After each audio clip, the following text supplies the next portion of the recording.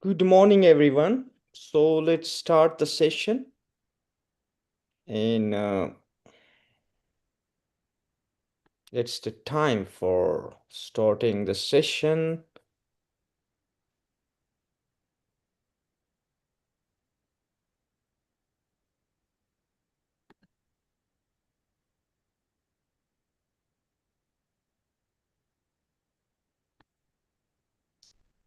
Good morning, everyone. This is Dr. Shekhar. It's my great pleasure to welcome you all to the International Conference on Public Administration, Social Sciences, and Humanities. This conference is basically organized by the International Institute of Academic Research and Publication in collaboration with Glevento Conference. Can you please mute while if we someone is presenting? Thank you.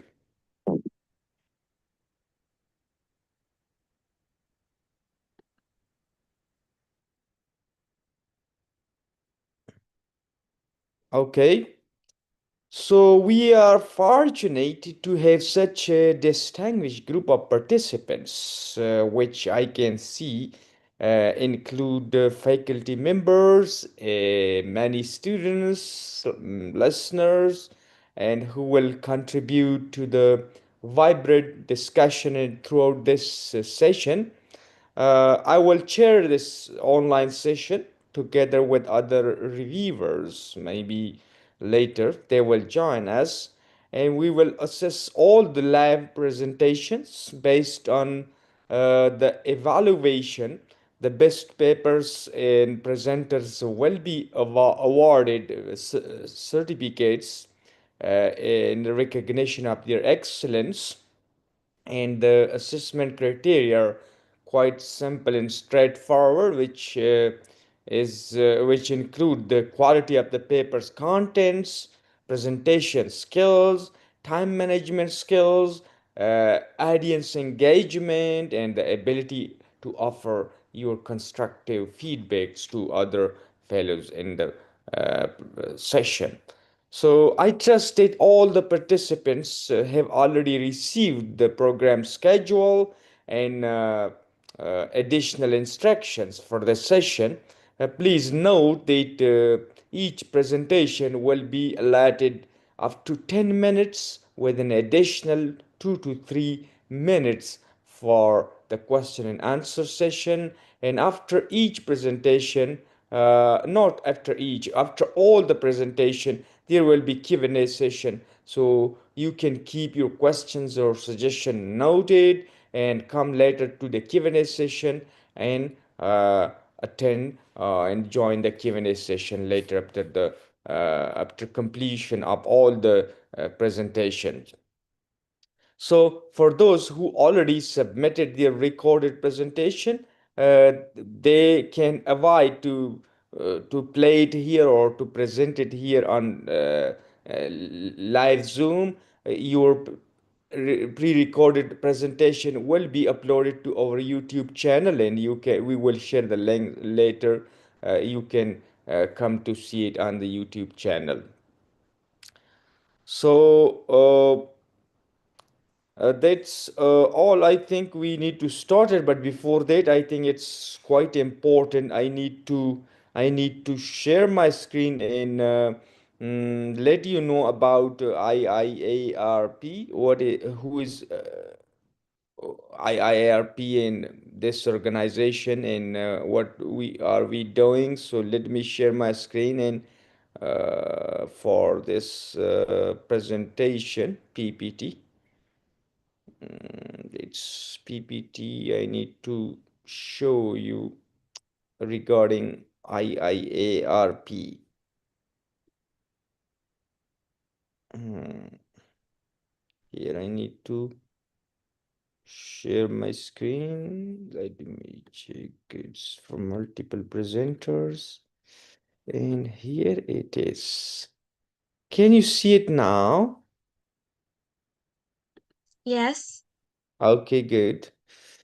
Okay, so This is about IIARP. Uh, yes, IIARP, an International Institute of Academic Research and Publication, known as IIARP. It is a dynamic conglomeration of academic professionals which is dedicated to promote research and innovation and making a significant global impact. The primary objective, IIARP, is to unite researchers and professionals from around the world, fostering intellectual development and facilitating opportunities for networking and collaboration.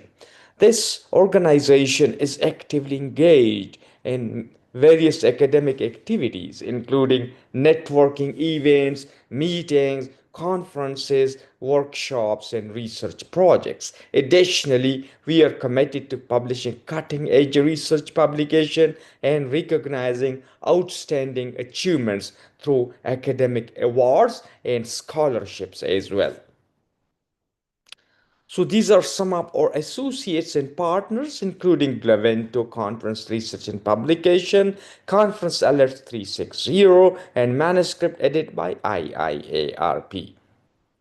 So, what we basically do, we are involved in world class networking. We connect with the global community of researchers, scholars, and industry experts. We are involved in organizing international and national conferences, participate in cutting edge discussion, and you can present your work on a global stage. You can having the opportunities to publish your paper in esteemed international journals by participating in IIARP and international conferences. So IIP is a renowned organization dedicated to fostering global scientific academic collaboration, and with a rich history of organizing international and national conferences around the world, IIARP has made a significant contribution to different fields of study, and our extensive network spans across numerous countries, including South Asian countries, such as Bangladesh, Egypt, India, uh, other countries such as Indonesia, Japan, Malaysia, Nepal, Nigeria, Philippines, Russia, Singapore, Sri Lanka, Thailand, UAE, USA, and many more other countries, especially the top world capitals. So here are the opportunities for you to publish your paper, and also you can publish your abstracts and the conference abstract proceeding book with the DOI number. You can choose to publish your paper in peer-reviewed journals indexed by important databases such as Google Scholar and Dow, and you can also choose to publish your paper in Scopus and Web of Science. We can provide these opportunities, and you can also, if you need the editing services, IIARP can provide the comprehensive publication support, including editing services and from submission to publication, the whole comprehensive package. You can take these services from IIARP.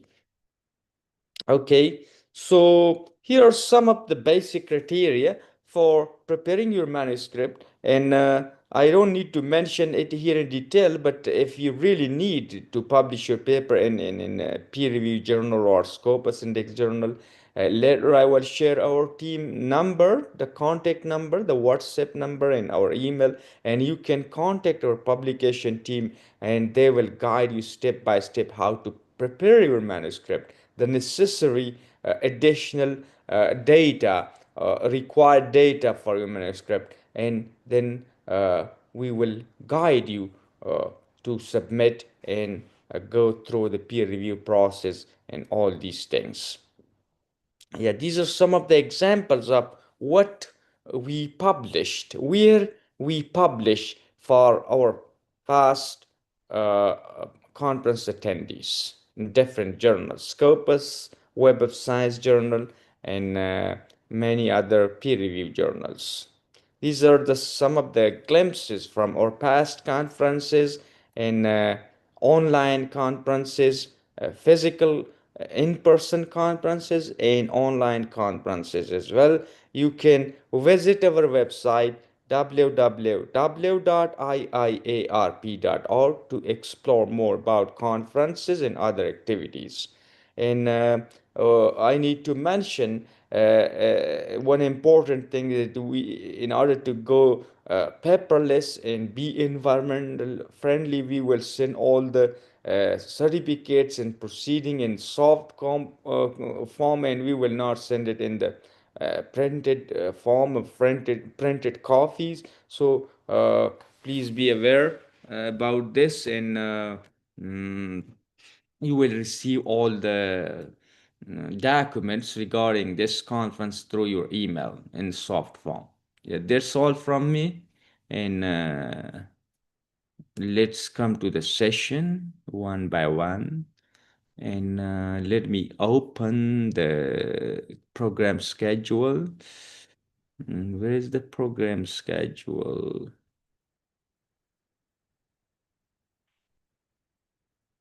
So we have the first paper. I will just mention the last three digits of the paper ID and maybe the title of the paper and the author name, and you can come to share your screen and start presenting. Keep in mind that please you have just 10 minutes. You need to finish your presentation within 10 minutes, and later we will have Q&A session after completion of all the presentation, and you can keep your questions noted and you come to join the Q&A session at the end of the this conference, this session. So the first paper ID is 405. The paper title is Text Mining Based Analysis and Comparison of Generative Agentic and Physical AI, to be presented by Sim Lee. Lee, can you come Yes. 405? 405. Yes, so please, you have 10 minutes to present your paper. Okay. Yes. Hello, everyone. It is a great pleasure to be here today. The title of my presentation is Text Mining Based Analysis and Comparison of Generative, Agentic, and Physical AI. I'm a master's student in Information System at Yonsei University. My research focuses on how people evaluate AI technology using text mining method. The key message of my talk is simple. AI should not be treated as one single technology. As AI technology advances, there no longer is to group into one category. Since around 2023, AI has been discussed as three main types: generative, agentic, and physical AI. The important point is this: people evaluate this AI type in different way. Even though we call them all AI, what user expect and what user worried about and how they decide to trust the system depends on AI type. Therefore, for company and policymakers, AI improvement strategies should be type specific, not one size fits. Another important point is data source. When we study AI perception using only one source, we may create structured distortion. For example, news media mainly reflects industrial and policy level view, while online communities show real user experience and complaints. To understand AI perception in a balanced way, we need to look at both perspectives together. However, existing studies have two main limitations. First, there are very few studies that compare AI type at the same time. Second, there are limited studies that integrate news and community data. In other words, comparison across AI type and across data sources have rarely been done together. Based on this gap, the objective of this study is as follows: to exploratory derive multi-level user perceptions across AI types based on multi-sources. To achieve this goal, I asked three research questions. First, what core topic repeatedly appear within each AI type? Second, how does Sorry the for emphasis interruption. You are still on the first slide. We don't see your slides are scrolling down. really, sorry,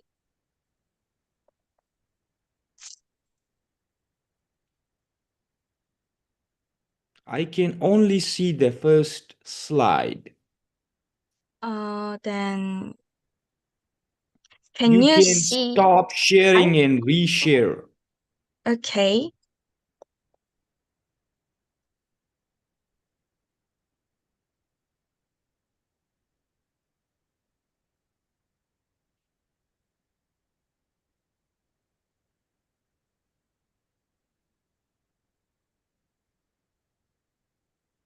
Yeah, now it's good.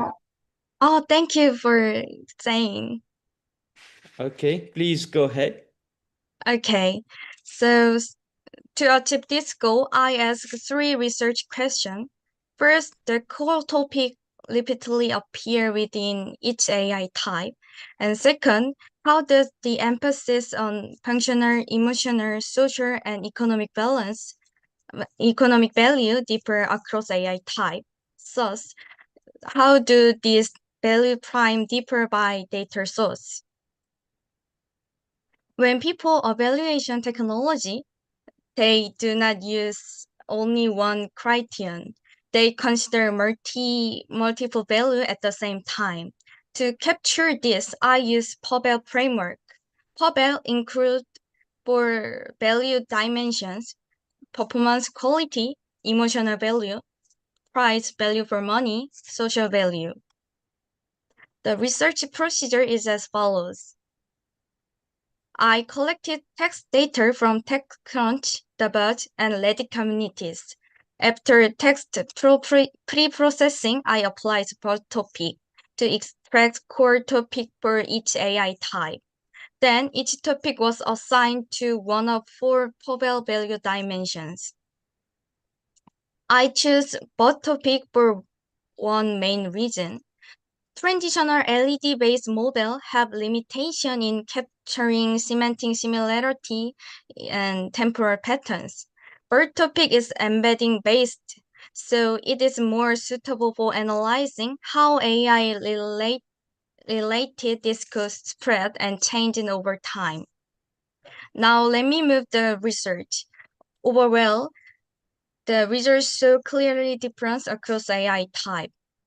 First, generative AI in news articles, topics such as multimodal expansion, institutional safety, regulation, and trust appear repeatedly. This suggests that as generation AI expands its capabilities, safety and governance are seen as essential conditions. In contrast, in online communities, users often mention unstable app quality, unexpected result, and error during use. Next, agentic AI in news media, the focus is on browser agents and search agents, with strong emphasis on higher automation levels and better connection across tasks. Agent AI is described as a technology that improves execution efficiency. However, in online communities, users frequently mention unpredictable behavior, errors, cost issue, and conflict with norms. This means that users perceive agentic AI as efficient but unstable and risky. Finally, physical AI in news articles, there is strong emphasis on functional validation of robots and integration into industrial infrastructure. Physical AI is discussed mainly in terms of operational stability and industrial use. In contrast, community discussions focus on robot autonomy, safety risks, job displacement, and economic impact. And we combine these results, a clear pattern emerges. News media reflects macro-level discourse, while online communities reflect micro-level experience. Importantly, value dimensions such as price, value for money, and emotional value appear mainly community data. This shows that a single data source cannot fully explain AI perception. By integrating both sources, we are able to build a complementary and complete value structure. Now, let me conclude. The key takeaway of this study is that user perception differs by AI type, and therefore improvements to research and regulatory frameworks should also differ by AI type. First, at the micro level based on news data, for generative AI, social risk management is critical, highlighting the need for firm level quality, control, and governance. For agentic AI, stability became a key issue, suggesting the need for policy standards for relatability and auditability. For physical AI, safety and labor impact dominate the discussion, indicating the need for national level safety protocols and validation standards. Next, at the micro level based on community data, for generation AI, app quality and trust issues are central, pointing to the need for explanation and uncertainty signals. For agentic AI, users dimension procedural transparency, such as plan and action visualization and predictable cost information. For physical AI, real-world validation and safety assurance are essential, include clear explanations of error modes and safety functions. Finally, this study makes four main contributions. First, it proposed a framework to interpret AI perception by considering data source context. Second, it provides a structured comparison of user experience AI type based on value dimension. Thus, it suggests specific AI improvement strategies combining social expectations from news and real user needs from communities. Both, it shows that news and community data can be used as the basis for public perception monitoring of AI technology. And thank you for listening. If you have any question, please feel free to contact me using this email address on the slide. Thank you very much.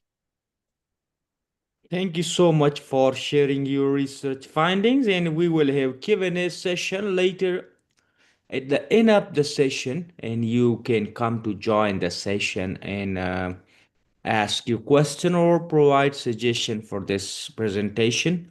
Now we are moving to the next presenter, and let me start check the paper.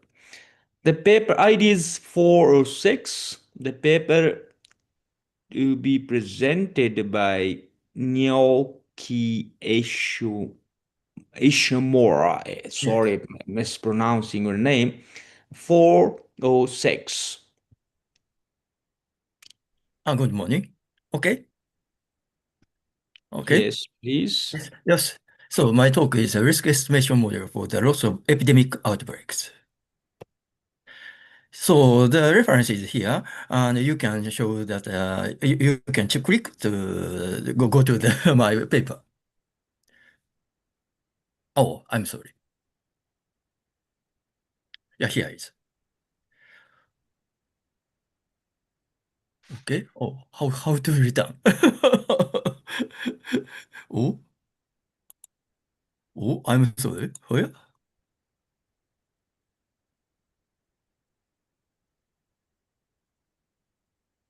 Wait. Oh, I'm sorry. Here, yeah.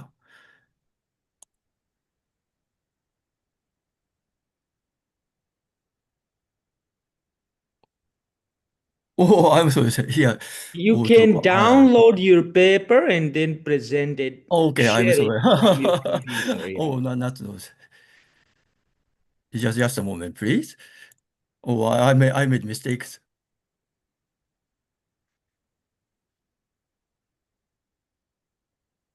What's here? Just a paper? Oh, I made mistakes. I'm sorry. Oh, I understand. I,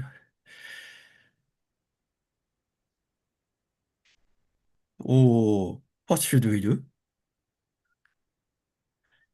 So you Here, have a yeah. Oh, video. okay. You I wanna see. play the video? Okay, here. I'm sorry. Here you are. Oh, that's Okay. okay. I am sorry. Yeah. So we are concerned with the simple model of insurance coverage due to the COVID-19. Please make your screen larger because we don't see it. You Why? see, the introduction part is Hmm? just a half, not the full. We can't see the full page, you know. Page. Yeah. Can, yeah, yeah. Okay.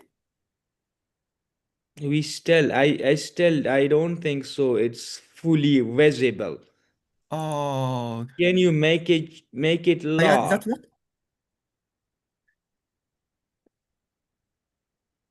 That's okay? Can you make it large, please? Large. Yeah, Okay. good. Now it's good. Yeah, please now. It's good. Okay. Yeah, I'm sorry. So it is also important to provide suitable insurances in order to mitigate the disaster in some extent due to COVID-19. So here, in this respect, one of the authors already considered the insurance model in 2016, 3 years before the COVID-19. Yeah. Here, taking account of the fact that such an epidemic outbreak has really occurred, we take different approach to design better and practical insurance models for the loss of diseases. Our main idea is the use of the Kramer-Lundberg model in our principal risk process, which is known to provide a fundamental modeling tools in the risk theories. Now, risk process. We begin with considering the well-known Kramer-Lundberg type model in discrete setting. Here, where Cn is the claims. Originally, in the classical risk theory, a continuous process for the insured surplus at time t is described as follows. Small u is the insured surplus at time 0, and c is the insured rate of premium income per unit time. It is assumed that the total claim process, that is CT, is governed by a compound person processes, namely as follows. The sequence of insured aggregated claim then takes non-negative values and assumes to be independent and identically distributed random variables. We assume that the process NT and XK is independent. For further properties, please refer to famous textbooks. The second model is ingredients as the SIR model. It is common to appeal to the famous Kermack-McKendrick theory, which is also known as SIR model, for the situation of epidemic outbreaks. The original SIR model is the system of ordinary differential equations.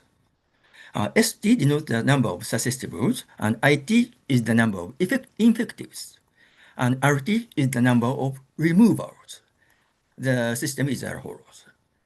Just three components of ordinary differential equations, where the constant beta is the infection parameter, and gamma is the removal parameter, representing the rate at which infectives becomes immune. The important parameter is rho, which is gamma over beta, related to the reproduction number. This model, the total population, in this model, the total population is preserved. Here, we employ the implicit discrete system of SIR model as follows. Of course, you do not need to remember. Now, our main part is where it indicates the considered time. In our empirical study, we take the successive date of observations. We note that N is preserved. N means the total population is preserved also in this discretization. Now, our main part is as follows. Insurance design. As is well known, insurance has been employed to manage insurable risks, which include, for example, liability, property, fire, automobile, and so on. Here, we intend to design suitable insurance against the loss of epidemic outbreaks, such as COVID-19. Our strategy is to use the risk model for the basic insurance coverage. Let 0 to capital T, the insurance coverage period. Empirically, it seems natural to proclaim that NN means the cumulative number of infectives at that end, and SK the random variables which are modeled by the infectious distribution of real data. We know that the interpretation of XK will be flexible. The insurance should be designed so that insurers are also able to cover the risks loss, which is represented by the total claim process over the insurance period. Usually, calculations are based on the so-called premium principles. Insurance against epidemic outbreaks will be designed if the next condition is satisfied. That means the total claims should be the probability should be positive. Here is my empirical study. Selection of COVID-19 data. The data can be extracted from the website of the Ministry of Health, Labor and Welfare of Japan. The data of Tokyo from January 5th, 2022 to July 3rd, 2022 for a total of 180 observations, which includes the cumulative number of infectives, the number of crises that the researcher from hospital released from treatment, the cumulative deaths. For estimating the parameters of SIR model, we divide the total data into successively two parts. 120 data from January 5th to May 4th is training data, and 60 data is forecasting data. The initial window is employed for the estimated parameters, and the rest is used to validation. To eliminate noises from the data, we have applied a 7 moving average. The next figure shows the cumulative cases of reproduced infected people in the Tokyo area. Here, this is the recovered case. This is the real data. COVID-19, 19 data from Tokyo. So it corresponds to the sixth wave in our sense. Using these solutions with the estimated moving, we can make short time forecast. Next figure, the transmission rate and recovery rate estimator as well the recovery rate. The estimation reproduction number is seen in figure C, and the computed data is as follows. The solid line is the computed data, and the dotted line is the real data. Yeah, so here is also solid line is the computed data, and the dotted line is the real data. So that the upper one is very resembles. So next one is the time varying and average effect of the reproduction number. So implicit discrete model solutions. So the upper one, the docs one, so that maybe the active real data and solid one recovered computed data, simulated data is similar. Yeah, so finally, this is the real forecasting data. So the real data is in this period, real data is bigger than the computed one, but this corresponds to our series of holidays. Yeah, here we have a series of holidays, and so that the epidemic bursts something. The example of insurance products. We provide examples of insurance products as follows. The period as follows. Okay, so we may issue that both one. The right interpreted, computed two ways, observed one and real one. So we compute the respectively. That is the expected one as follows, and as follows, estimated value as follows, and the computed one as follows. So that expectation value seems similar, but the variance is there's some differences. So maybe the time is going, so that we skip the last one and the discussions. we have developed an insurance design Sorry for for the loss of interruption. You have 2 more Okay. minutes, Oh, please. that's a Cranberry-Lundberg risk process, and with stable preemptive proofs, it is possible to introduce insurance against the risk of epidemic outbreaks. Further investigation is now in progress. Thank you so much.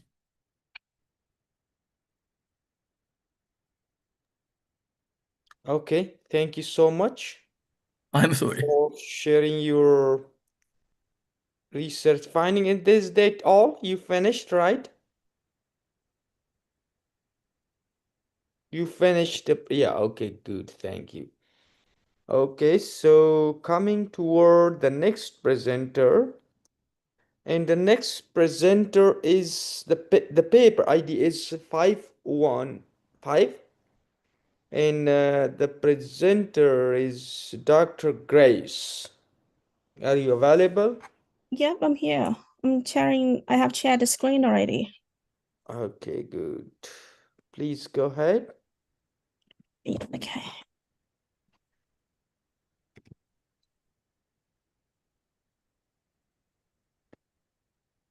Right, hello everyone. I'm Grace from the School of Business and Creative Industries in the UK. I'm from the University of the West of Scotland.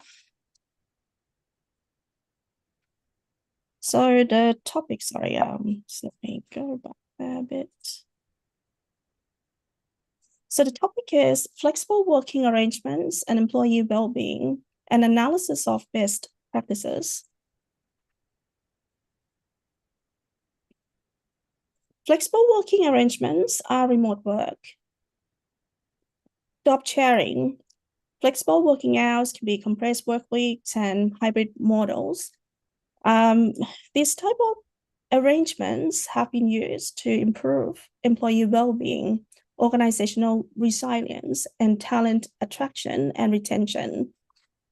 These provide employees with greater autonomy over the work schedules and locations, leading to increased job satisfaction and reduced stress.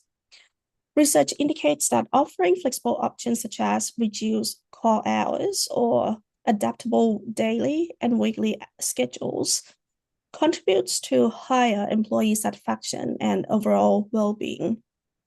It is evident in previous studies as well on flexi time and work from home arrangements, where employee satisfaction was enhanced across various life domains and improved mental health. Studies reveal that flexible work arrangements, or FWAs, can lead to lower turnover rates and enhance organizational commitment, particularly benefiting women who often bear greater family responsibilities. FWAs, particularly remote and hybrid work, create both positive and negative outcomes. Employees who receive managerial support for social connection initiatives and training in boundary management, and who are guided by explicit expectations, they gain more benefits than those without such support. Employees in the latter group, they can feel more isolated and may have extended work hours, leading to lower productivity or even work-home conflicts. So this study aimed to explore flexible working arrangements, or FWAs, and their effects on employee well-being, and identify best practices that enhance the positive effects of FWAs on employee well-being. Objectives. So the first one is to conduct a systematic literature review on the experiences of employees regarding FWAs and their impact on employee well-being, including job satisfaction and work-life balance. Second one is to synthesize findings from the literature to explore how FWAs affects employees' mental health and job satisfaction. And the third one is to identify and analyze best practices in organizations that facilitate successful implementation of FWAs. And last one is to recommend strategies for organizations to facilitate the implementation of FWAs to enhance positive effects on employee well-being. Methodology. I use systematic literature review of peer review studies. The methodology consists of all of the steps here. So the first one is literature search. A comprehensive search was conducted using academic databases such as Sage Journals, ProQuest, Emerald Insight, Business Source Complete, and Google Scholar. I use keywords such as flexible working arrangements, employee well-being, job satisfaction, and other terms. I also use inclusion criteria, peer review journals published between 2015 and 2025 that investigate the impact of FWAs on employee well-being indicators such as stress levels, job satisfaction, and work-life balance. Exclusion criteria are all about non-peer review articles and opinion pieces, studies that do not focus on the relationship between FWAs and employee well-being, or other publications outside the specified date range. Findings. I found that the best practices that I found from the peer studies or in the literature review. So the first one that I found was about a formal policy. So formal policies on schedule autonomy with safeguards for workload and fairness.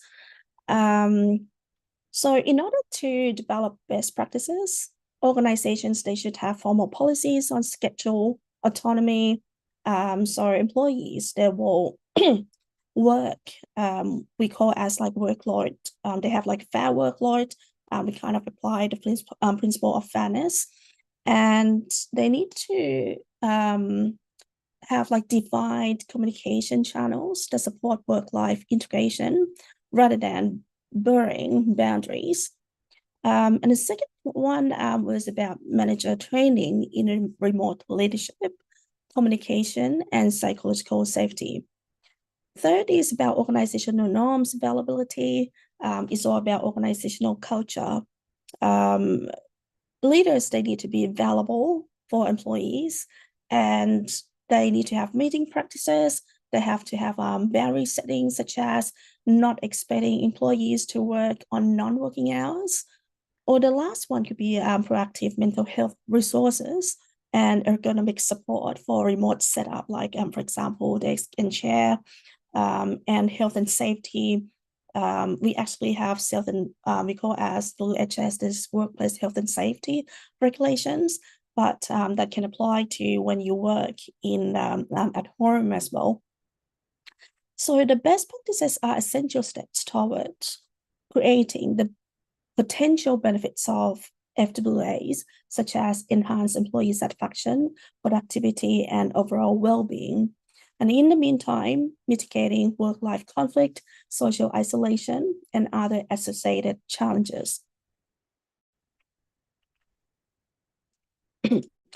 Other examples of the best practice implemented by organizations. So I just wanted to give some examples. So one was about Microsoft, that they developed a hybrid guidelines that emphasizes manager, how they support employees, or how they set the norms in an organization. So employees or the team can work remotely or in the hybrid settings. Another one is Unilever. They developed the U-Work, which is a new employment model to give employees the flexibility to create a working week that works for them. So like, for example, they don't really have to go to work every week, but they have like a working week. Like, for example, this week they work 4 days, next week they work a little bit more. So this kind of, they call it as a working week that works for them, or to work on specific projects with a guaranteed income and employee benefits such as pension and healthcare. It's kind of what they said, it's a work employment model. And it's so interesting to see that people who work there and they are happy with this kind of model, they are over 50 years old. But I would say, like, in general, in terms of the hybrid model, it's kind of popular in the UK as well. So we can say that these initiatives or these kind of examples are aligned with the findings that support FWAs and flexible work environments to enhance job satisfaction and loyalty. So practically, organizations, they should develop clear, fair FWA policies, and I just wanted to add procedures in there as well, and train line managers to support the teams, foster an open communication culture so employees can surface or remove barriers to using FWAs, and ensure equitable access to FWA benefits to improve well-being outcomes.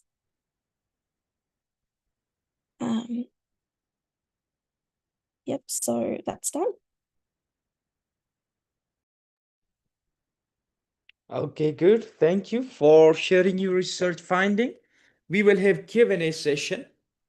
Other participants, if you have any suggestion or question regarding this presentation, can come to join the Q&A session.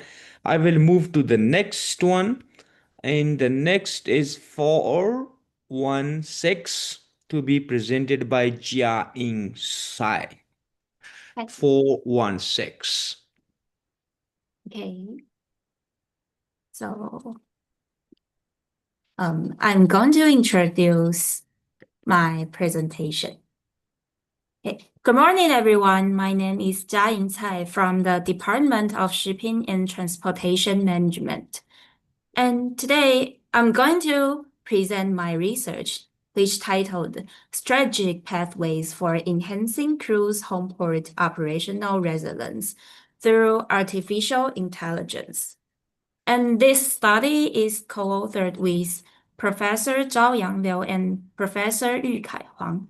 Our research focuses on how artificial intelligence can enhance operational resilience in cruise homeports under high uncertainty, and we are going to use Keelung Port as a case study.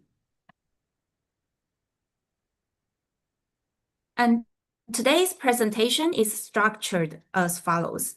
I will first introduce the unique risk characteristics of cruise homeports, and followed by the Keelung Port case context. Then I will explain our research purpose and methodology, and finally conclude with managerial implications. So here, we are going to talk about the introduction, unique risk profile of cruise homeports. Unlike container ports, cruise homeports are passenger-oriented service systems.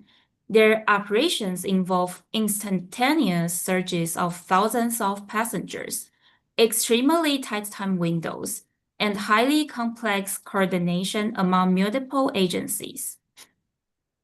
And furthermore, any small delay, whether in immigration clearance, ground transportation, or baggage handling, can quickly cascade into large-scale disruptions. At the same time, cruise homeports are becoming increasingly dependent on digital systems, which introduces new cyber operational risks. These characteristics make traditional port resilience models insufficient for explaining cruise homeports' vulnerabilities. So why we choose Keelung Port as a case study? Keelung Port provides an ideal case for resilience research. It is a narrow field type port with limited hinterland space, severe traffic bottlenecks, and high exposure to monsoons and typhoons. In addition, information and data are fragmented across agencies, making coordination particularly challenging. These constraints force Keelung Port to rely heavily on non-physical resilience sources, such as governance capacity, learning mechanisms, and intelligent decision support. So here we are going to talk about the research purpose. Here are three main purposes of the study. First, we aim to clarify how data governance, organizational learning, and human AI collaboration jointly shape cruise homeport resilience. Second, we seek to quantify causal relationships among these factors using fuzzy cognitive maps. And third, Based on the model results, we propose actionable recommendations for port authorities to move toward smarter, more resilient, and more sustainable governance framework. And our central research question is, how can the adoption of artificial intelligence effectively enhance the operational resilience of cruise home ports in environments characterized by high uncertainty and complex disruptions? And here we are going to talk about the methodology we use in the research. So why we choose FCM as the method? Cruise ports operations represent a complex adaptive system with multiple feedback loops. Therefore, traditional linear models struggle to capture such dynamics. And fuzzy cognitive maps are particularly suitable because they allow us to visualize causal structures, integrate expert knowledge under limited data conditions, and simulate dynamic behavior under different strategic scenarios. Therefore, FCM enables us to analyze not only whether AI matters, but how and under what kind of conditions it contributes to resilience. And our model consists of 7 conceptual nodes, including AI investment and integration, AI risk governance vulnerability, data governance maturity, human AI collaboration effectiveness, operational resilience, sustainable performance, and organizational learning and absorptive capacity. These nodes jointly represent the institutional, technological, and human dimensions of cruise home port governance. And here we are going to talk about the results and recommendations. One of our most important findings is that AI technology itself is not the starting point for resilience. The strongest driving forces in the system are data governance maturity and organizational learning capacity. Without a solid institutional foundation, AI investment may fail to generate resilience and may even increase vulnerability. So here, the research shows a three-stage strategic pathway from governance resilience. In the first stage, data governance maturity significantly enhances AI integration while reducing AI risk governance vulnerability. And organizational learning also strongly promotes AI deployment. This indicates that governance and learning capabilities determine whether AI adoption is effective or risky. In the second stage, the value of AI is realized through improved human-AI collaboration. AI integration enhances collaboration effectiveness, which directly strengthens operational resilience. Notably, organizational learning exerts the strongest direct positive impact on resilience, highlighting the critical role of human and organizational factors. In the third stage, operational resilience becomes a key requirement of sustainability performance. Ports that can maintain operations and recover quickly under disruption and more likely to achieve long-term sustainability. Organizational learning further reinforces sustainability through indirect pathways. And our results also show that when AI is implemented without adequate governance, AI risk governance vulnerability can negatively affect operational resilience. These findings serve as a warning that technology-driven strategies without institutional readiness may produce counterproductive outcomes. And here we are going to talk about the conclusion and recommendations. Based on the Keelung Port case, we recommend enhancing cross-agency data integration, investing in organizational learning mechanisms, establishing collaborative governance framework, and prioritizing governance remediation before expanding AI investments.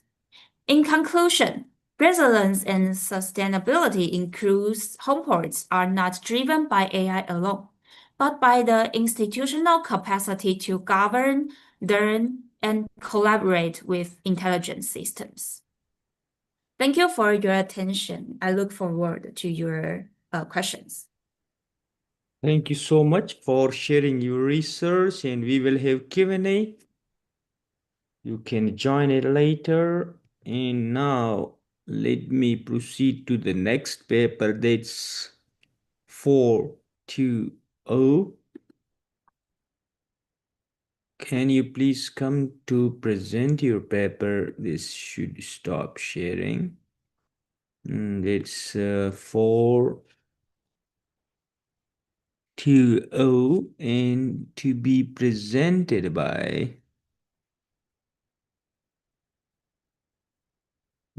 San-Long Huang. Are you available?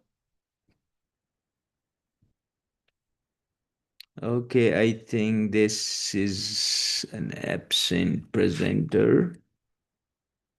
Absent. And the next paper is 431. 431 to be presented by Yu Kai Huang. Yu Kai Huang, are you available?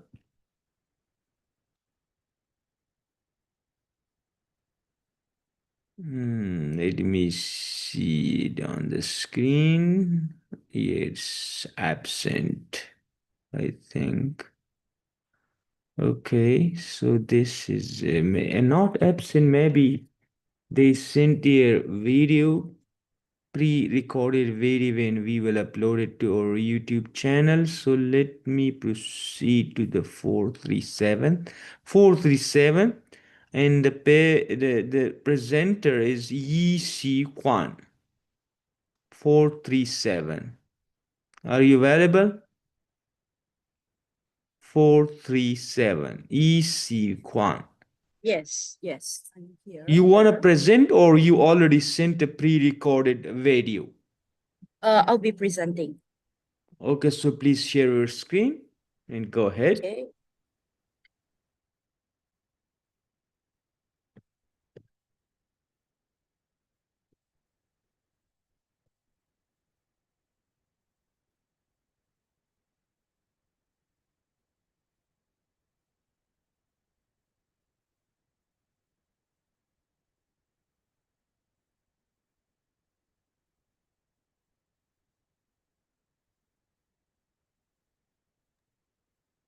Right. So, good morning, everyone. I'm Yusuf Kwan. I'm from Malaysia. So I'll be presenting about overexcitabilities and attitudes towards counseling among gifted and talented university students. Right. So I'll be presenting about the introduction, the objectives of this study. There's some theoretical background, conceptual framework, and the discussion and implication of the study. So for the introduction, let me give you some idea about what is this overexcitabilities. It's actually about heightened emotional and sensory experiences that an individual faces, and overexcitabilities is associated with advanced cognitive functioning, heightened empathy, and reasoning, but with increased risk of anxiety and perfectionism and emotional distress. And this usually will be experienced by those who are identified as gifted and talented. So in this term, we are looking into counseling and psychological support services because majority of these gifted and talented students hesitate to seek counseling despite experiencing psychological distress.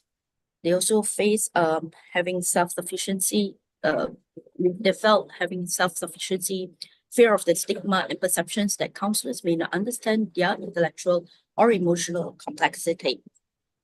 So in this term, the definition for gifted and talented university students will be defined by those individuals with exceptional cognitive ability, creativity, and motivation. So majority of the past studies focus on children and adolescents, while tertiary level remain relatively underexplored. So this particular study will focus into the conceptualize the link between overexcitabilities and attitudes to counseling. Number two, the identify theoretical and practical implications. And last but not least, we would like to propose a framework for future research and practice in university counseling contexts. So what is overexcitabilities? As I mentioned earlier, it reflects a heightened intensity in responding to stimuli, leading to deeper emotional processing and reflection. So if you see on your right of my screen, you actually see there are actually 5 domains. So these 5 domains are what basically overexcitability will look into. So they are psychomotor, sensual, intellectual, imagination, and emotional. So the idea of this overexcitability came from the theory of Dabrowski, under this Dabrowski's theory of positive disintegration. So in this particular theory, they actually have 2 integration that an individual have to go face. So the first part will be the primitive integration, where individuals are guided by biological impulses and social conformity. So as they actually they experience all this and they manage to control this biological impulses and social conformity, then they will later move on to the secondary integration, where this secondary integration is characterized by autonomy, empathy, and moral awareness. So this particular theory actually has a hierarchical value structure where individual with higher values reflect that the individual has achieved the second integration. And this overexcitability is, of course, is one of the category in what they call in the third factor. So it is an essential component to essential components of developmental potential alongside specific abilities and the drive toward autonomous growth. So how do we look? How do we define attitudes towards counseling in this particular study? We refer to an individual's predisposition to seek psychological help influenced by belief, stigma, and perceived efficacy. So this attitude towards counseling in this study, we will look based on the theory of planned behavior, which in this particular theory will give an idea and predict an individual's behavior, whether the individual will seek for mental health help. And this also becomes the determinants of human behavior, whether we look into attitude, subjective norms, or expected control behavior.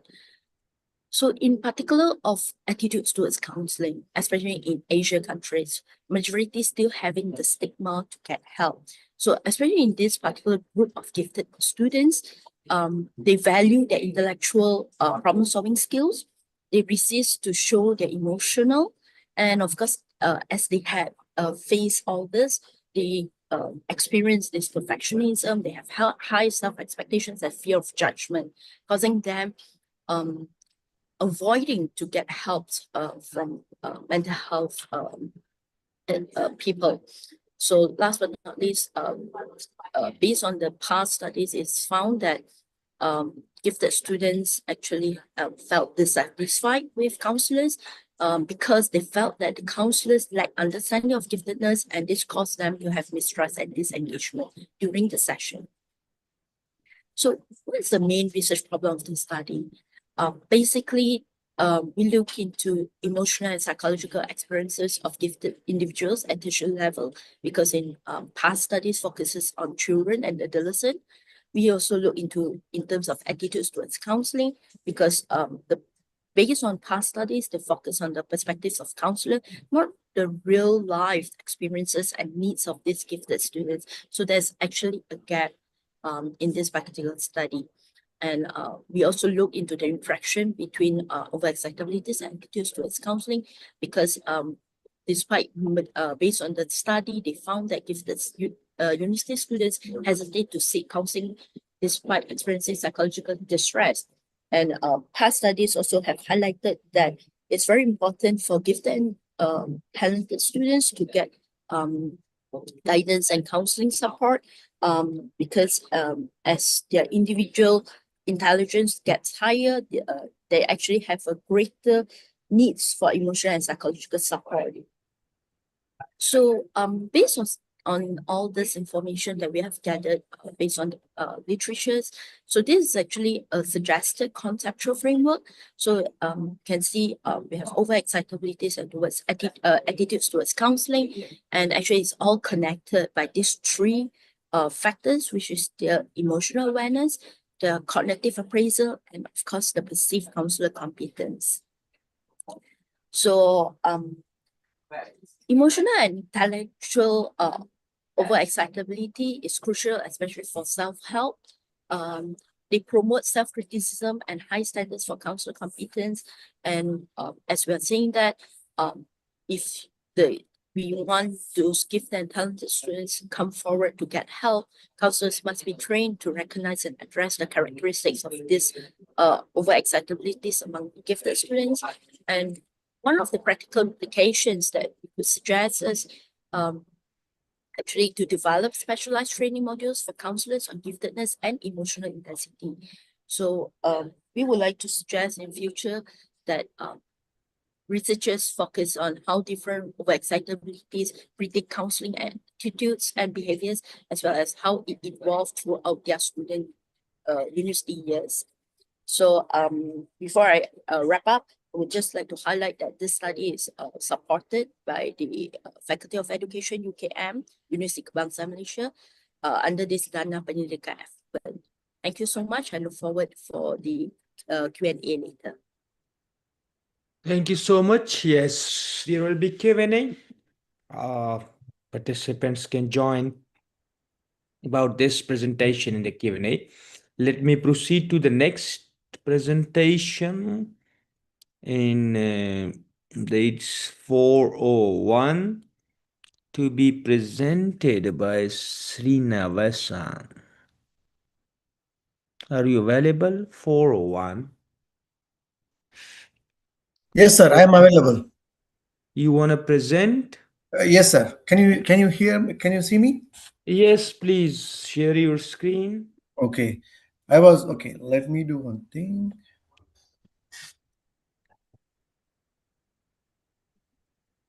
Yep. Let me share my screen. Okay. Share.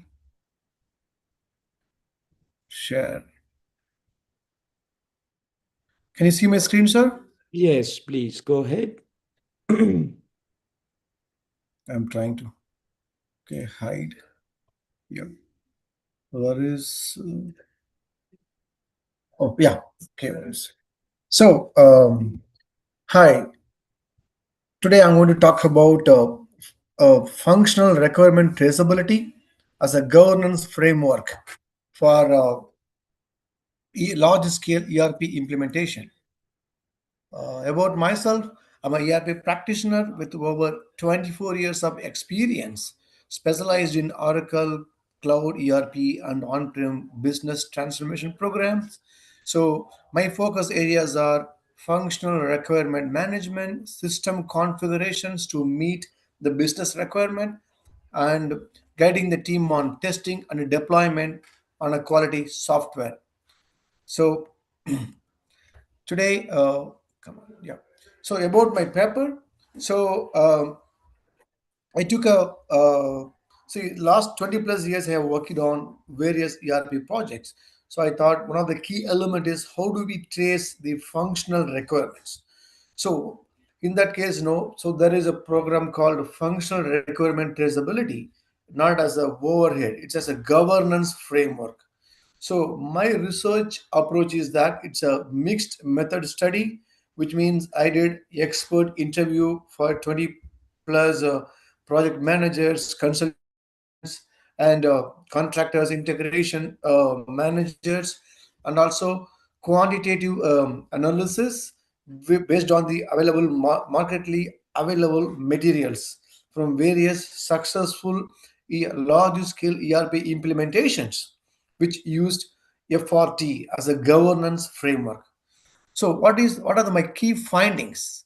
So the key findings are, so if an organization follows FRT, it can increase 30 to 40% high test coverage and also 15% faster delivery and 20% overall cost reduction and 20 to 30% higher user adoption.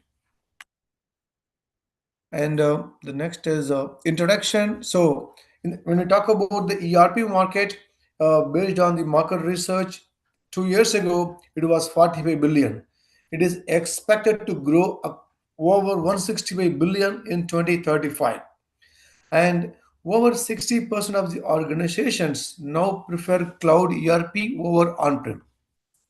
And I I took the housing and construction industry for my research. Why? Because unlike the discrete manufacturing, other or retail services, construction has a complex procurement flows, project-based accounting, and multiple stakeholders and a lot of integrations.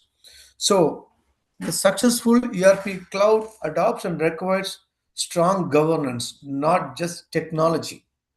Whether we have Oracle or SAP, if we do not have strong governance, and it is the success is very hard to achieve.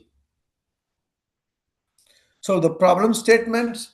So based on the available research data, 52% of ERP failures are linked to poor requirement management, and 72% exceeds budget. Initially they estimate about 10 million, it will go over 25 million. And 60% experience scope creep.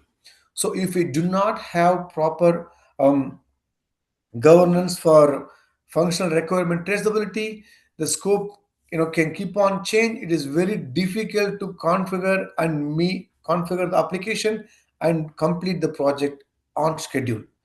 So, what are the root causes? One, weak linkage between requirements and system configuration. Second, incomplete test coverage. We have to cover at least 90% of the test scenario. So, if we do not cover critical processes, it is going to break during the implementation. And late detection of defects. Then the gap is the lack of end-to-end requirement traceability is a root cause for all these issues. So, and the methodology, as I talked about, I used a mixed method research design. One is on the qualitative analysis. I interviewed 15 to 20 ERP project managers, consultants, and integrators.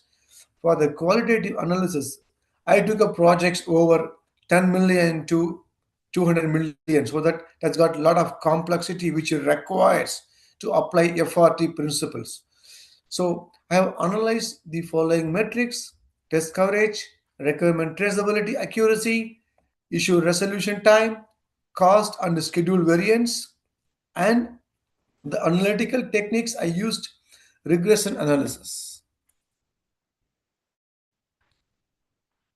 Yeah, the results are, so when based on the research results, the projects which are using structured F40 demonstrates 30 to 40% higher test coverage and around 30% higher traceability accuracy. When we have traceability accuracy, the issues will be less issues will be reported, and also the issue resolution time will increase to 20%. And when we have less issues to manage, our delivery time shortens by 15%. And also, when compared to non-FRT followed projects, we have 30% fewer post deployment defects, which makes user adoption more quicker.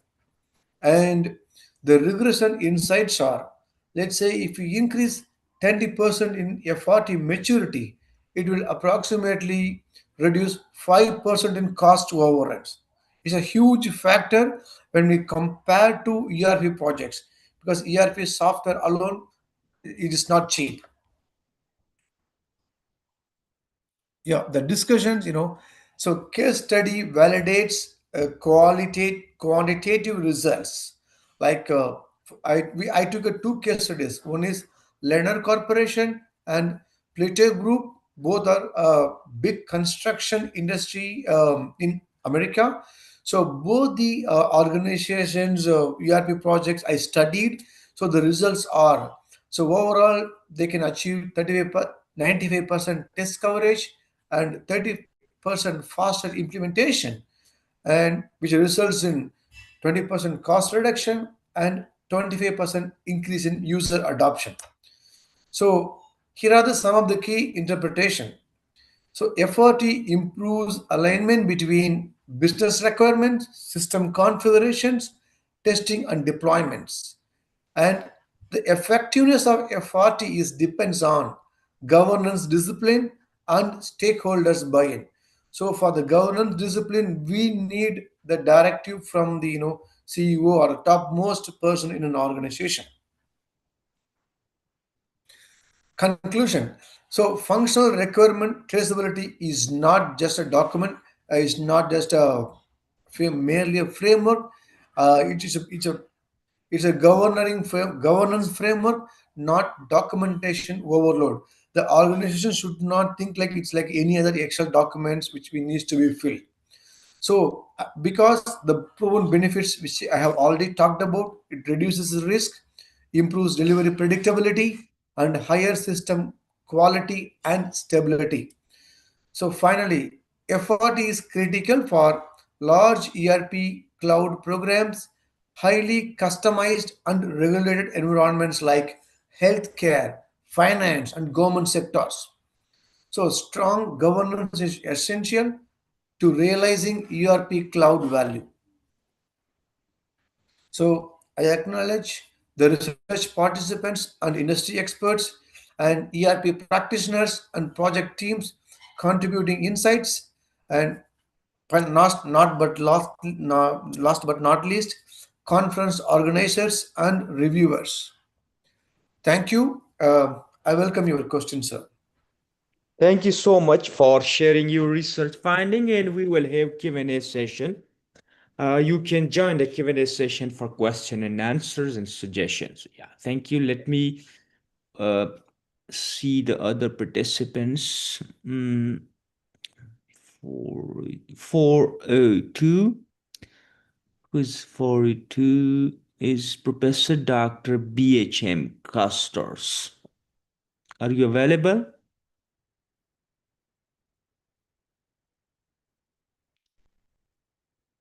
(402) paper ID. Okay, it may be a pre-recorded video.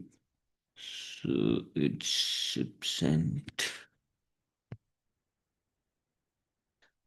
Okay. 412. 412.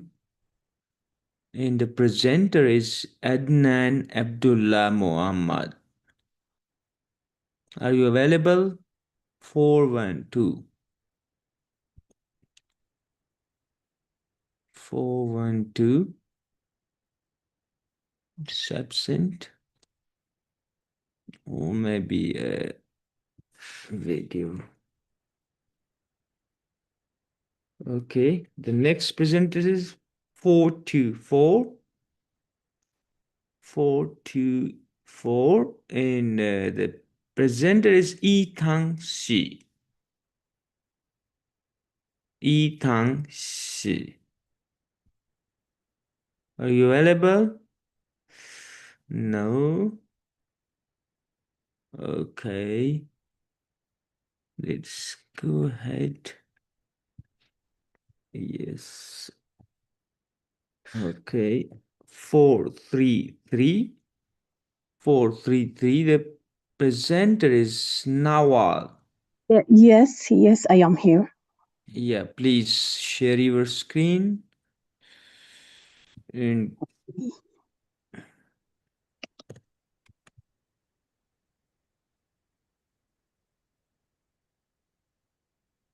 You can see? Yes, please go ahead.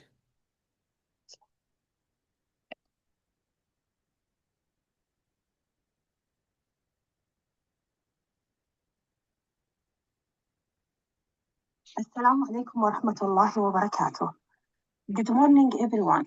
My name is Nawal Rashidi. Today, I will present my topic, a hybrid machine learning model for estimation of air pollution events in Klang Valley, Malaysia. First, I will give an outline of my presentation. An outline, introduction, theoretical framework, methodology, data, result, discussion, and conclusion. Abstract. This study proposes a hybrid machine learning extreme value theory AFT framework for modeling and predicting extreme particulate matter 2.5 pollution events in Malaysia's Klang Valley. The framework integrates the generalized Pareto distribution (GPD) for modeling extreme values. Meta-heuristic optimization algorithms such as DA, BSO, GA. We will read about these samples in the following slides. For robust parameters estimation and extreme gradient boosting XG-boost for forecasting accidents probabilities. We utilize 25 years from 1996 to 2020 of hourly air quality and meteorological data. The results show that here the hybrid model outperforms traditional methods across multiple pollutants, providing accurate, interpretable forecasts crucial for public health warning and environmental policy. This is my keywords.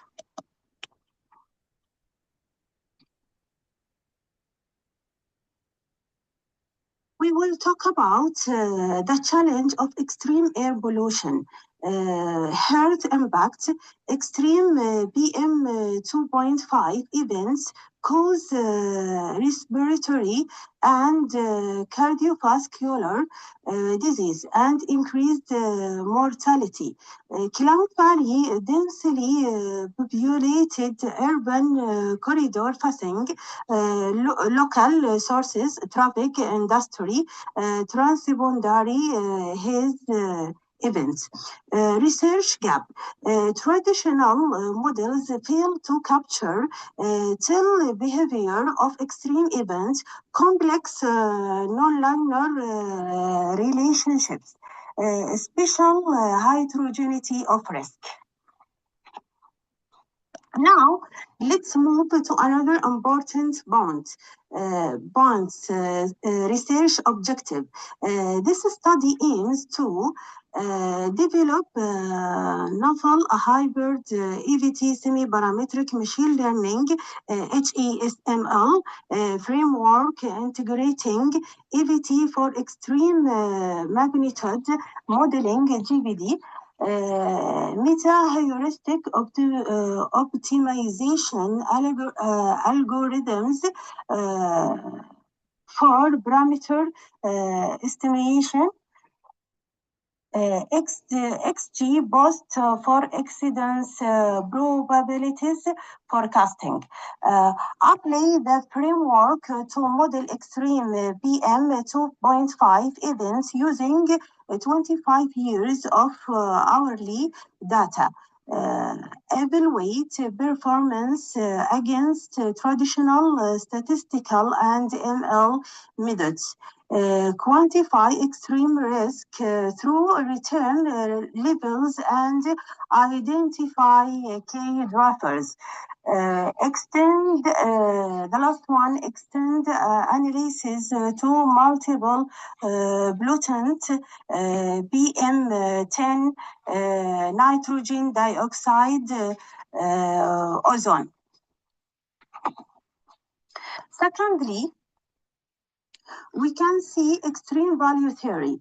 EVT provides statistical foundation for modeling rare extreme events. For accidents over high threshold U, the generated Pareto distribution is limiting distributions. We can see Bikand Balikima Dihan theorem, equation number 1. The GBD distribution function equation number 2, where psi is the shape parameter, till happiness, and beta is the skill parameters. Methods. Parameter estimation challenge. Goal, estimate GBD parameters, the order pair xi beta from accidents data. Traditional methods, maximum likelihood estimation, MLA. Equation number 3. Challenge with MLA, numerical instability for certain xi values, sensitivity to initial values, local optima, convergence, Bassett estimates of tail risk. Okay, what our solution? Our solution employ meta-heuristic global optimization algorithms. Okay, now we can compare 3 global optimization algorithms for GBD likelihood maximization. Number 1, differential evolution, DV, and vertical swarm optimization, and genetic algorithms. Selection, crossover, and mutation. These methods efficiently explore parameters space to find global optimum. Here we can see workflow of the hybrid EVT semi-parametric machine learning HASML framework, where the last step risk estimates and prediction. Okay, what study area and variables? Regions, Kelang Valley, Malaysia, 5 monitoring stations, Shiraz, Kajang, Betaling, Jaya, Shah Alam, Kelang, diverse urban environment. Temporal scope, 25 years early data from 1996 to 2020, captures long-term trends and extremes. Variables, response, BM 2.5, BM 10, NO2, O3, predictor, other pollutant, meteorology, temperature, humidity, wind, temporal feature. Now we come to the result. As we can see in this table, GBD parameters optimized via differential evolution on XI. Sorry for interruption. You have 2 more minutes, please. Thank you. Confirms heavy tiled extreme. K pending Clown shows heaviest tail. XI estimate equals 0.29, linked to industrial port activities. Special heterogeneity and tail risk requires location-specific interventions. This table shows comparison of optimization algorithm for GPD likelihood maximization. Differential operation, we can see differential evaluation provides best convergence to global maximum, yielding most statistically efficient parameters estimate. DV reduced tail estimation error by 32% compared to traditional MLA. Evaluation using quantile scores, lower is better. We can see that the lowest by the proposed model. Okay, a lower RMST indicates a better model's performance. Now, comparative performance across pollutants. This figure explains that K insights HAE-SML excels for BM2.5 and BM10 primary design target. Second, mixed performance for ozone, better RMSE, worse MABA. All models struggle with NO2 due to stochastic extremes. RMSA is used to measure the accuracy of the model. Let me now move to the next figure. Model fit comparison. Can you please go to the conclusion? Okay.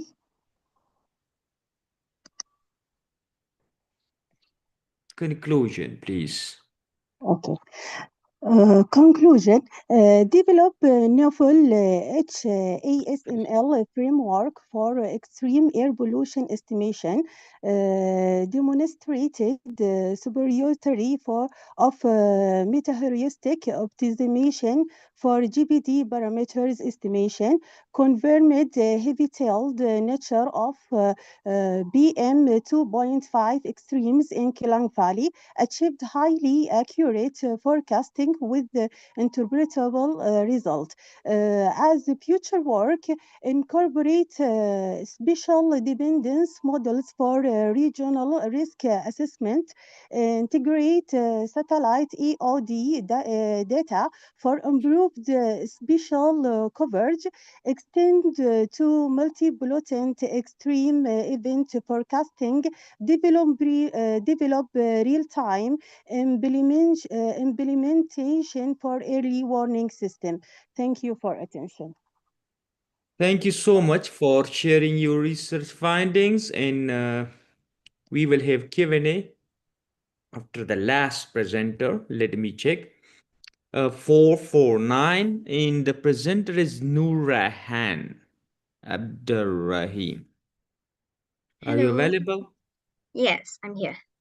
Okay, please go ahead with your screen sharing. Okay, video.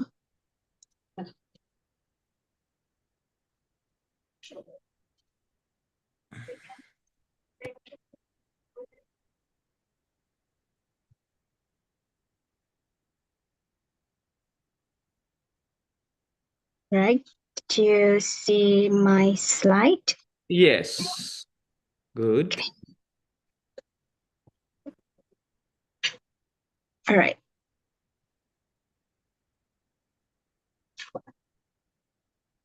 Okay, you can see, right? Yes, please go ahead. All right.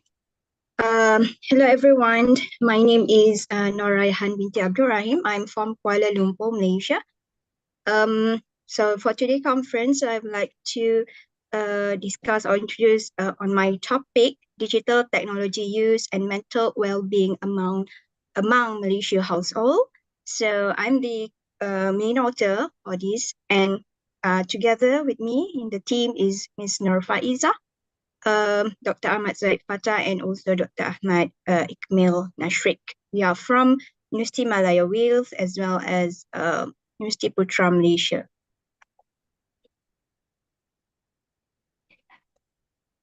So this is my background. Actually, I'm an educator and a lecturer and also a research. Sorry. I'm an educator. Now, currently, I'm pursuing my PhD in epidemiology and biostatistics from University Malaya, University Putra, Malaysia. Okay, and I have master in statistics from University Malaya and also a bachelor in bioinformatics. Currently, I'm servicing. I am a lecturer from University Malaya Wales, Malaysia. Right. This is the abstract. So I just move on to the introductions of this research. So in just few decades, digital technology has moved from the margin of our life to the very center of how we work, or we learn, even we communicate, right? And even access healthcare. So in Malaysia today, almost every adult is online, and also smartphones are almost common as your house key, right? So this shift became even more dramatic during the COVID-19, right? Yeah, when going online was no longer a choice, but a necessity for work, school, shopping, to stay connected. So with this rapid change comes an important question. What is all this technology doing to our well-being, right? So some argue it's connect us, empower us, and supports mental health. So other one about addiction, stress, and can be isolation and also burnout. So most of this debate is based on study from Western countries, which may not reflect the realities of Malaysia multicultural. So rapidly developing an unequal urban-rural landscape. So our study responds to this gap. So we want to investigate how Malaysian households actually use digital technology and how this relates to three key outcomes, their mental well-being, their social well-being, and also their maybe financial. So rather than just asking on how hours of screening time, so we focus on how technology is used and how this will play out in different communities and into income groups. So by doing so, our research aims is to provide the kinds of locally grounded evidence that policymakers, maybe healthcare providers, educators, and even families need. So evidence that can guide the healthier or more intentional and more positive use of technology, so that in Malaysia, the digital feature our device will support human flourishing instead of undermining it. Right. So the problem statement for this research, despite the increasing pace of life in today's digital age, there's hope for future where devices like smartphone and computers can improve our mental health rather than harm it, right? So these pictures align with the revisions of our United Nations in 2023 as set out in their sustainability development goals, particularly for health enhancement and advancement of technology for the benefits of mankind. However, the issue is that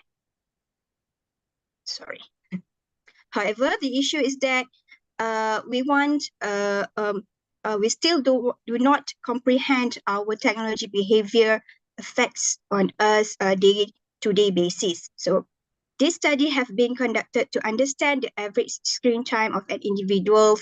However, delving into more pressing issue such as why some population flourish with technology while others do not is lacking. So this lack of evidence also make it very difficult for medical practitioners to provide appropriate use guideline on the technology. So if we do not resolve this issue, more individuals in the population will suffer from the adverse effects of technology, such as anxiety, addiction, and also depression. So this made even worse owing to technology pervading every aspect of our society, from the way people work to the way people communicate to their families. So it is vital to understand both sides of technology to find means that can allow people to utilize them in a way that helps rather than deteriorates their mental health. Moving on to the methodology. So this research employed a cross-sectional survey designed to investigate patterns of technology use and their associations with multidimensional well-being outcome among Malaysia adults.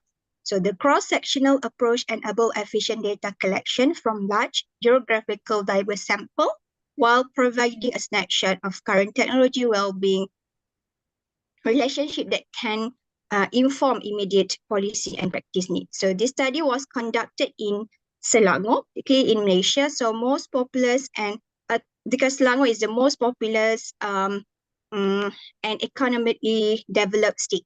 So Selangor encompasses a substantial rural and urban diversity, ranging from highly urbanized district within the Klang Valley metropolitan regions to the predominantly rural agricultural areas. So with a total population around 6,994,423, according to the most recent census from our DOSM. So Selangor provides a microcosm of Malaysia's broader demographic and geographic diversity while offering practical advantage for data collection logistics. So in Selangor, the state comprised of 9 districts, which is Sabak Bernam, Hulu Selangor, Kuala Selangor, Gombak, Ulu Langat, Petaling, Klang, Kuala Langat, and Sepang. So each of these districts exhibit distinct characteristic in terms of urbanizations level, economic activities, ethnic compositions, and also infrastructure development. So by using this calculated from Yamin's formula, so we target about 400 sample sites. So first stage in this methodology is district selection. So all 9 districts of Selangor were included as our primary sampling unit to ensure comprehensive geographical coverage and representation of our Selangor diversity. And then on the next stage, we have the proportional allocation across district, where disproportionate stratified random sampling was used to allocate the total sample, about 400 participants, across the 9 districts proportionately to each district population. So they ensure more populous districts contribute larger number while maintaining inclusion of smaller districts as well. So in our next stage, stage 3, the sub-district selection using the probability proportional to size or PPS. So within each district, the sub-district was selected using this PPS so that larger sub-district had higher probability to be selected. So the engagement with district officer from the respective district office enable obtaining updated list of sub-district and population figure. So for each district, 2 sub-districts were chosen, so 1 for rural and 1 for urban, to ensure that systematic representation of the urban and rural dimension. And the last stage, which is the locality selection. So within selected sub-district, lists of localities were generated and categorized into urban and rural. So once a locality was randomly selected from our strata within each selected sub-district, so servicing as a third stage sampling. So the next stage is the household and the individual selection coordination with the village head or community leaders in selected the localities facilitated access to the household registered as sampling frame. So household with the inclusion criteria were randomly selected. Sorry for interruption. You have 3 more minutes, so please conclude it. Thank you. All right. So this is the result and discussion. So we have about 440 respondents from this. Yeah. I just jump to discussion. So the present study is aimed to assess the association of digital technology use and mental well-being among households in Malaysia. So the finding of this current research indicates significant association between digital technologies use and also mental well-being among the household in Malaysia. So the positive relation between digital technology use and also mental well-being could be attributed to various factors. The technology use offer opportunities for connection, social support, and community building, especially on physical isolation during the COVID pandemic era. So online communities, virtual event, and shared experience on technology use was attributed positively to mental well-being by fostering a sense of belonging and also social connected. So the finding emphasized the need of nuisance understanding of technology use impact on mental health, recognizing that impact on mental health, recognizing that the relationship influenced by various factors like socio-demographic characteristics, cultural attitudes toward technology, and also mental health disclosure.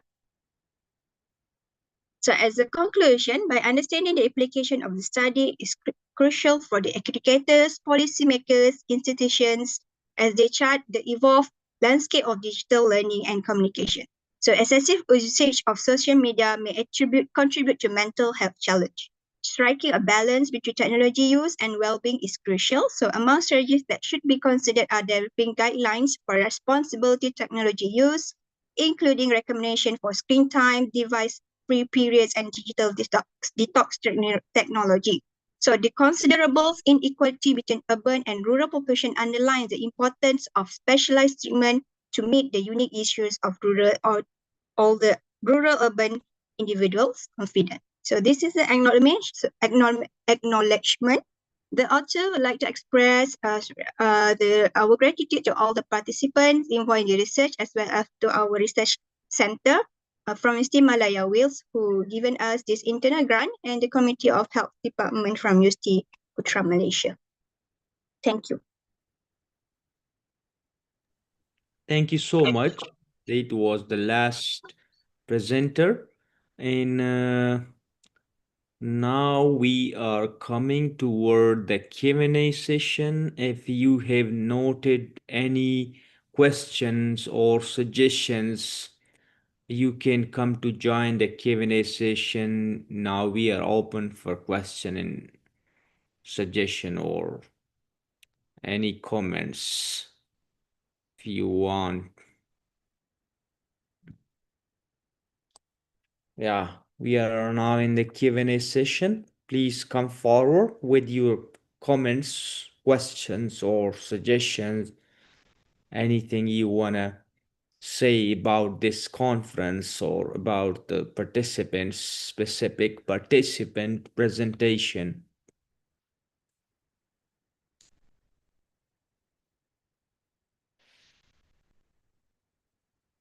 You can also ask question about your paper publication, submission, anything else. Yeah, my name is Srinivasan Narayanan. Paper number I presented was 401. So I have a Yes. couple of questions. Can you share this recording for my presentation? Yeah, of course, this recording is available on our YouTube channel. Later, I will share this link to our YouTube channel and you can go to download it from O- YouTube. Okay. Also, when I registered for this conference, I mentioned that I want to present my paper in Scopus and Web of Science Journal. So I need your assistance, help on publishing my paper in Scopus Index Journal.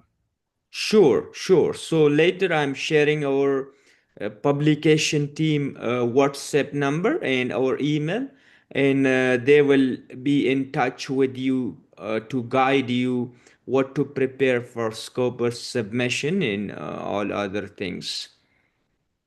Okay, thank you. Yeah, welcome. So I think I just noted for some few presentation, such as I don't want to ask a question. I have just few suggestions, and these are just not specific suggestion, and other participants can also uh, take into account these suggestions and incorporate it into their manuscripts before submitting it to the peer review journals. As here I noted in 406, paper ID 406, that your references are not formatted enough and you should work on your references if you want to submit to a good journal. Your figures are mentioned only not in English, or it's not in English, it's in your own local language. So if you are submitting your manuscript to an English journal that is based on English and they publish in English, you need to translate all the things into English. Yeah, that's very important. You should not you can include the local language or the language of the research respondents, but you need to translate it into English. That's very one important thing you need to keep in mind. Another suggestion is for 415, and you your method need to be refined and include important information such as prisma diagram, and you need to pay attention to include the number of articles screened and the number of articles studied, all these things, the Boolean operators you used for searching the literature, all these things are very much important in a systematic literature review study. These things are very much important. You need to pay attention to before submitting it to a peer review journal. Also for 401, I noted that you used the max method with the qualitative data of interviews from the respondents, but we don't see the results and findings from the qualitative data. So if you are submitting your papers to any peer review journal, whether it's Scopus or other database index journal, you need to include the qualitative data findings in your manuscript. That's very much important. Sure. Yeah, so these are some of the points I saw in these presentations, and our other reviewers will also having their viewpoint regarding these papers, and we will share the result through email, and the best presenter, the best paper will get award in the form of certificate. Later, you will get it through your email. If you have any other question, you can come to ask me now or later. I will share the contact. You can add that contact to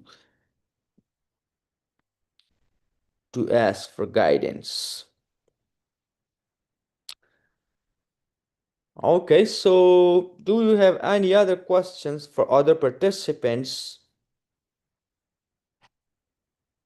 If no question, I hope that all the participants enjoyed the today's session, and it was really great experience with all of you. Thank you for participating in this conference. All the presenters having good research ideas and had put their efforts for the best, but still we need to improve the manuscripts. Always there are spaces for improvements in the research manuscripts, and we need to pay attention to all the the problems in the manuscript before submitting it to the journal. You need to show it to at least your peers or friends or colleagues to read it before submitting it to the journals. That's very much important.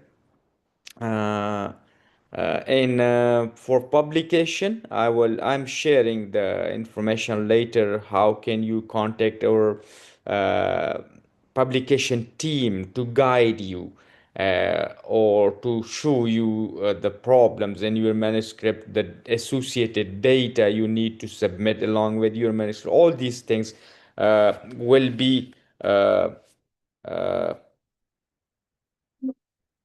wait, sorry, so all these things are very much important. The basic requirements, and our team will be helpful to guide you about these things. And regarding some of the participants that were not able to join this session, they can go to our YouTube channel. Let me check the YouTube channel link here. I am sharing in the chat box. You can go to our YouTube channel here. I am sharing in the chat box. And those who are unable to join the Zoom live session, they can go to the YouTube channel and they will find their uh, presentations there. You can also go to our YouTube channel and download this session, which is recorded on the YouTube. Yeah, on YouTube. Yeah, so that's the YouTube channel link I share in the chat box. And here is our email. If you wanna ask anything later, this is our email. You can ask it by email, or you can come to this WhatsApp number. I'm sharing the WhatsApp number or publication team.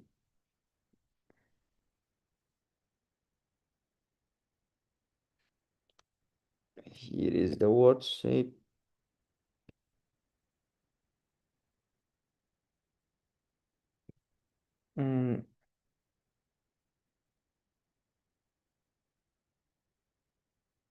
Okay.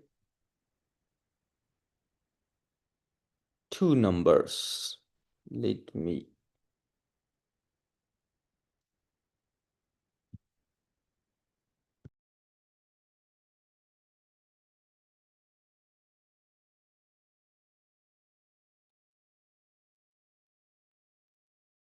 share the second number as well. Yes. 917655087 Yeah, these are numbers. You can add these WhatsApp numbers, and the team will guide you how to submit what is needed, what is required for your manuscript submission. Yeah, that's regarding the team contact number. And yeah, that's all. If you have any other question, you can ask me now. Oh, okay, I would like to request that you remove any presentation before uploading it into organization YouTube channel.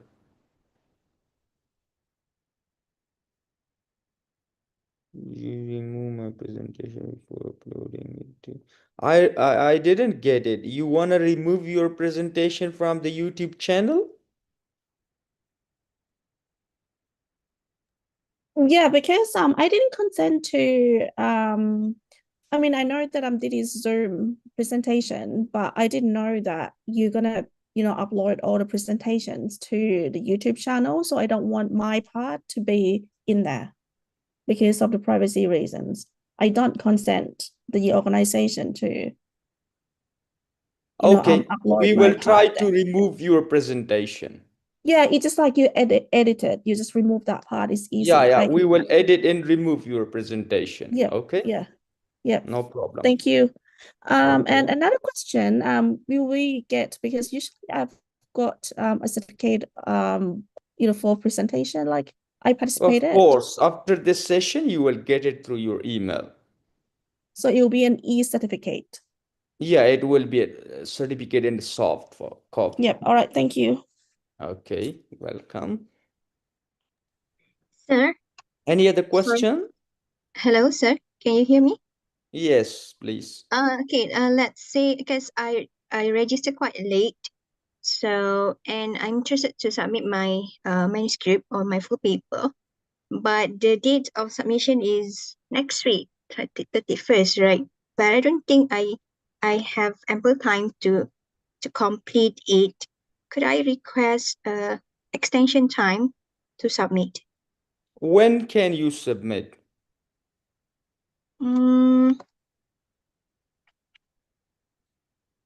Maybe you can give me like 2 weeks. Can you tell me an approximate time, like the date? Oh, okay. Let's see.